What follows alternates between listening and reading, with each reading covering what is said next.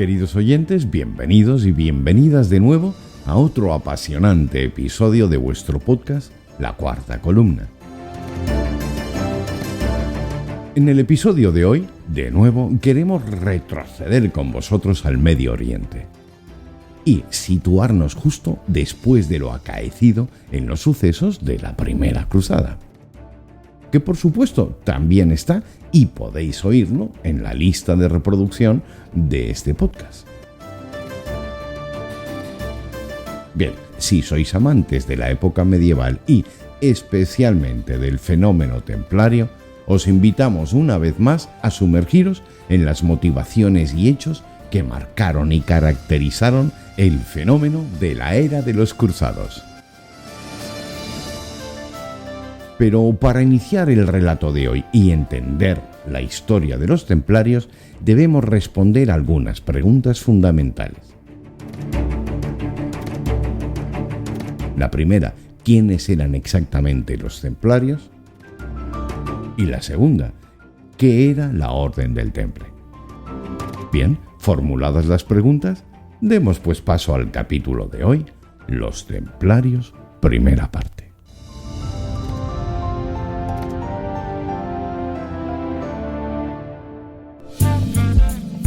Bienvenidos a La Cuarta Columna, con José Luis Dumas y Daniel Condorcet.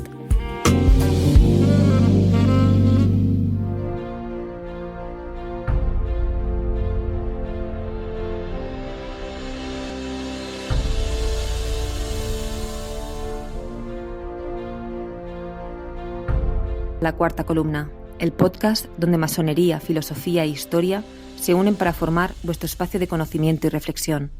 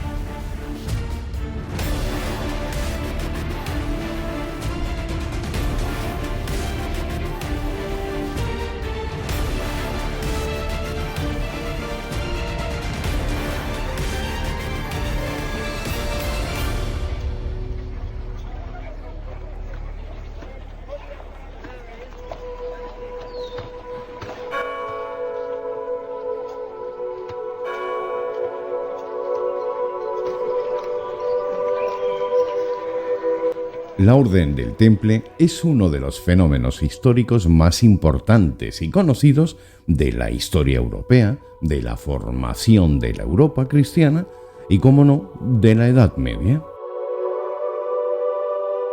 Una orden militar compuesta por monjes guerreros que tuvieron una proyección de actividad en el tiempo de aproximadamente unos 200 años. Esta orden, junto a la Revolución Francesa y a la Segunda Guerra Mundial, es uno de los temas que más se ha escrito y novelado por historiadores y escritores profesionales.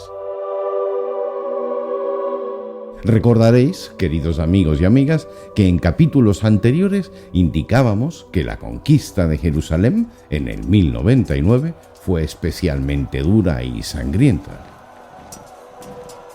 La conquista cristiana finalizó 2 años más tarde, con la captura de la ciudad de Ascalón, una ciudad situada a unos 76 kilómetros de Jerusalén. Con la conquista consiguieron de ese modo que los lugares sagrados para la cristiandad estuvieran solo en manos de los cristianos europeos.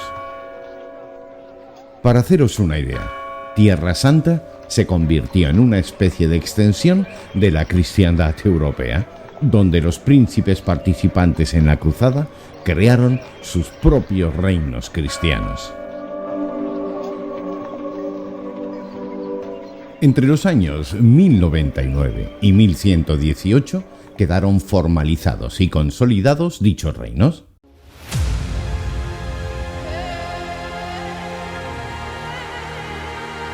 Fue entonces cuando un grupo de hombres decidieron jurar sus votos a la regla de San Benito, con el beneplácito, eso sí, del patriarca de Jerusalén.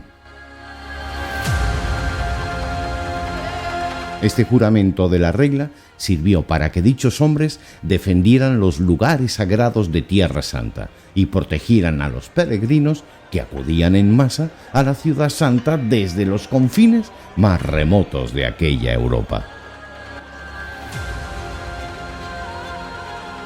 La idea de estos hombres era sobre todo defender las rutas de peregrinación ante ladrones, asaltantes y enemigos.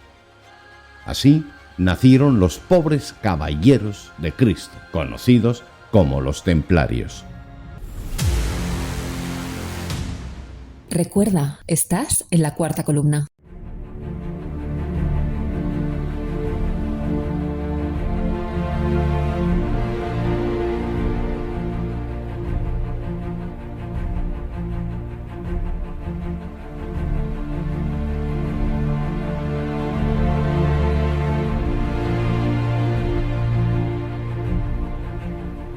Debemos apuntarnos en nuestro cuaderno de memoria que el año 1118 es una fecha totémica en la historia de los templarios, pues se documenta por primera vez a un grupo de 9 caballeros, como los pobres caballeros de Cristo.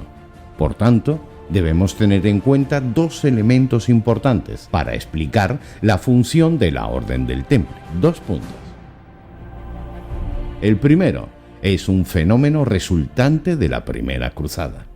Y el segundo nace por la necesidad militar de proteger tanto el flujo de peregrinos en dirección a Jerusalén como para proteger también las rutas de peregrinación y garantizar la seguridad espiritual y material de la Europa cristiana en Tierra Santa. Tanto es así que conocemos con precisión el momento crítico donde se hace patente esta realidad y que evidentemente muestra la debilidad de los cristianos.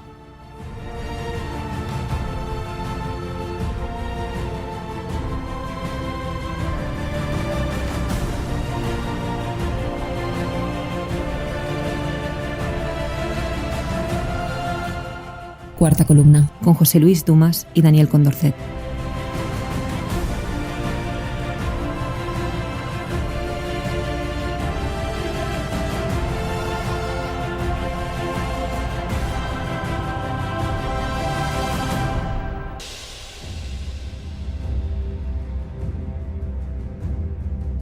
Es el 28 de junio del año 1119 cuando los cristianos sufren una importante derrota entre Sarmeda y Antioquia, la que se conoció como la Batalla de Argel Sanguinis, también conocida como Campo de Sangre o Batalla de Sarmeda.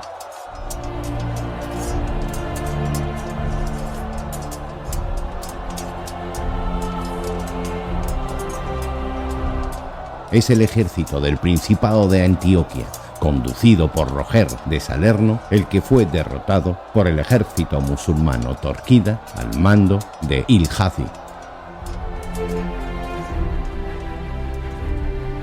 Estos caballeros, llamados los pobres caballeros de Cristo, y que gracias al apoyo recibido tanto del rey Balduino II como del patriarca de Jerusalén, obtuvieron un lugar frente a la mezquita de Al-Aqsa, en un terreno que una vez perteneció al rey Salomón. De ahí también el sobrenombre de Caballeros del Templo de Salomón.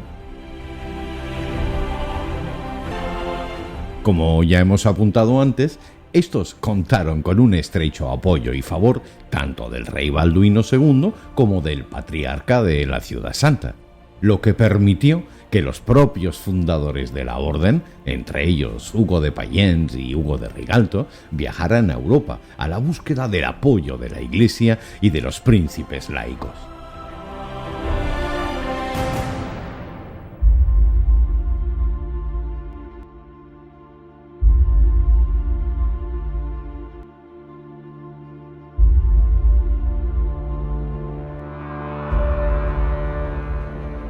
El mensaje y la información de que un grupo de laicos de Tierra Santa había abandonado sus posesiones materiales y se había abocado a la oración permanente y a la defensa de los lugares sagrados, tuvo una aceptación extraordinaria entre las principales cabezas de la aristocracia e Iglesia de Europa.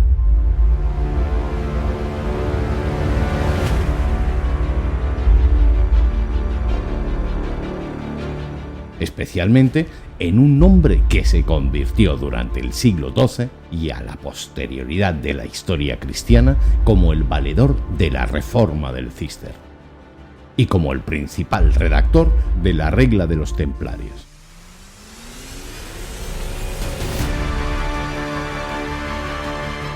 Bernardo de Claraval.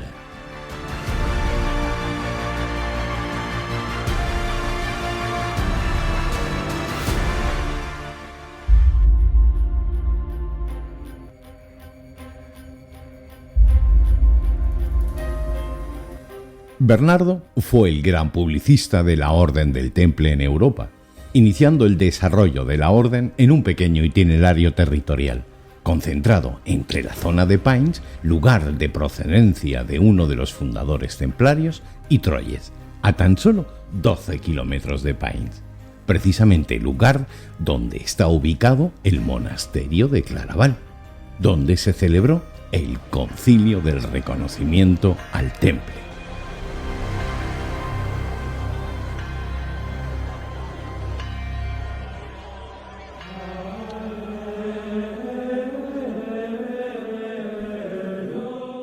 La existencia de los monjes guerreros en Tierra Santa y las interacciones entre el rey de Jerusalén y Bernardo de Claraval se conocen a través de diversas correspondencias.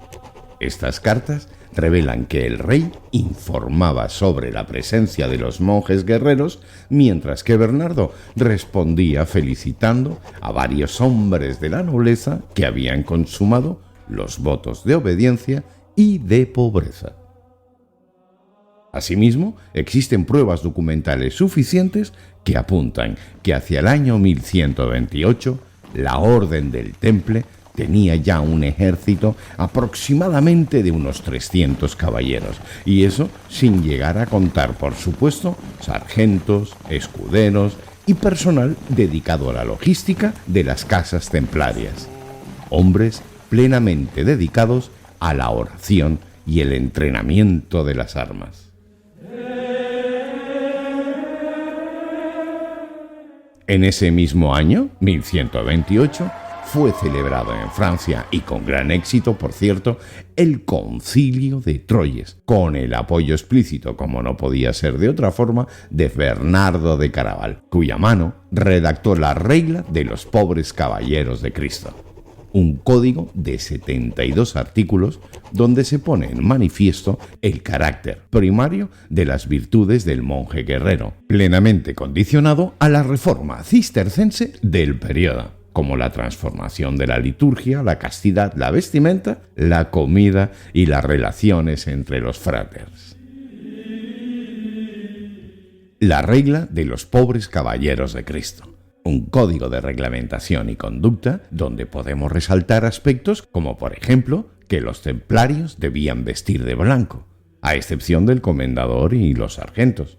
La vestimenta debía estar impoluta, así como el material de combate. Debían de tener un cabello bien cortado y la barba no demasiado larga.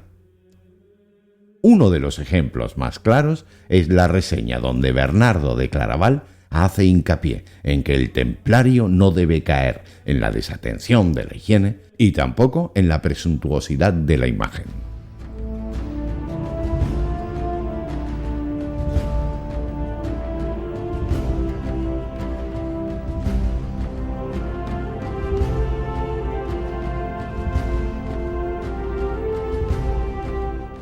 En definitiva, queridos oyentes, nos gustaría poder concluir este primer episodio dedicado a los templarios reteniendo algunas claves que creemos importantes.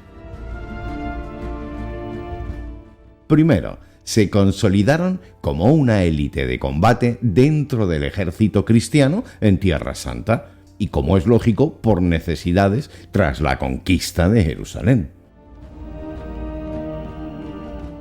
Segundo, tuvieron competencia en la defensa de los peregrinos y como participación en las operaciones bélicas durante las campañas de conquista. Tercero, sobre todo, comenzaron a cultivar una fama y reputación sumamente destacada en la cristiandad europea.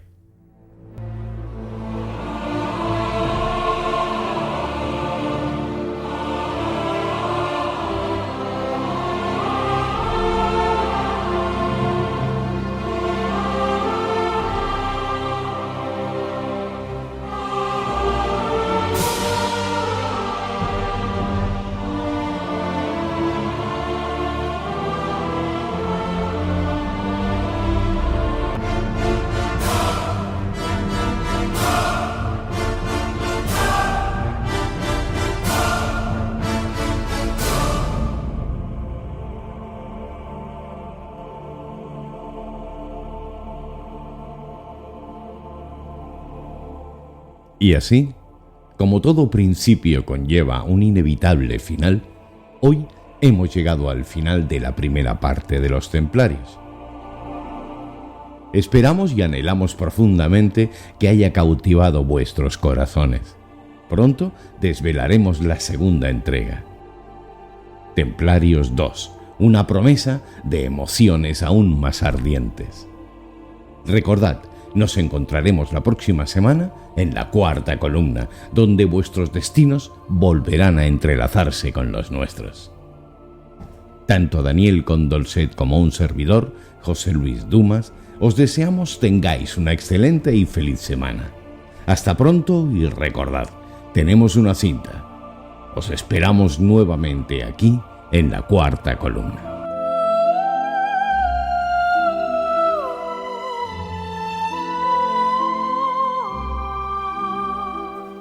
Y si bien es cierto que hay mucho por añadir, mucho por decir e incluso seguro que hasta se podría alargar el programa mucho más. En cualquier caso, eso os lo vamos a dejar a vuestra elección. Y no dudes en hacernos saber cuál ha sido tu nivel de satisfacción al correo lacuartacolumna@lacuartacolumna.es. Por cierto, gracias también por dejarnos tus valoraciones de 5 estrellas en iTunes, Spotify, así como tus comentarios en iVoox. Y por supuesto, gracias por suscribirte a este podcast La Cuarta Columna.